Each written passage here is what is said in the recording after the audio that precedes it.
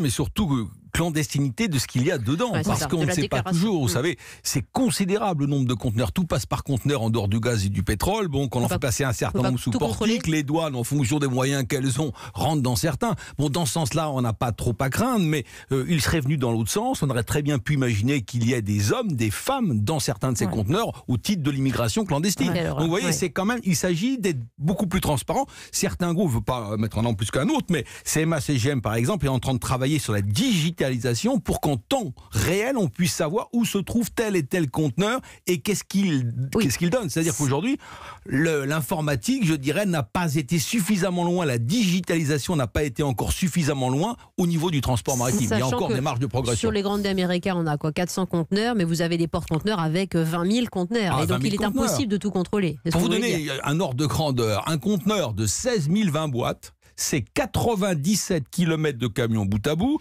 ou si vous tenez compte du code de la route pour laisser un espacement quand même entre deux camions, ça vous fait 234 km. Donc on voit bien la difficulté que ça représente. 86% aujourd'hui en volume du transport mondial passe par les mers. Incroyable. On est là face à un bateau qui venait du port d'Hambourg où il a récupéré sa cargaison et qui se dirigeait vers Casablanca, qui a fait naufrage donc à 300 km des côtes françaises. Est-ce qu'on est dans le circuit, dans les routes maritimes du circuit classique un peu aujourd'hui, Christian Buchet, dans les mers occidentales? On est dans le circuit tout à fait classique. Alors ce qu'il convient de dire quand même, les choses ont beaucoup progressé grâce au combat que nous avons mené. On évoquait le combat réussi de Corinne Lepage par rapport à mettre en déchet un certain nombre d'hydrocarbures permettait une meilleure indemnisation. Ce qu'il faut savoir, c'est qu'il y a toujours autant de naufrages.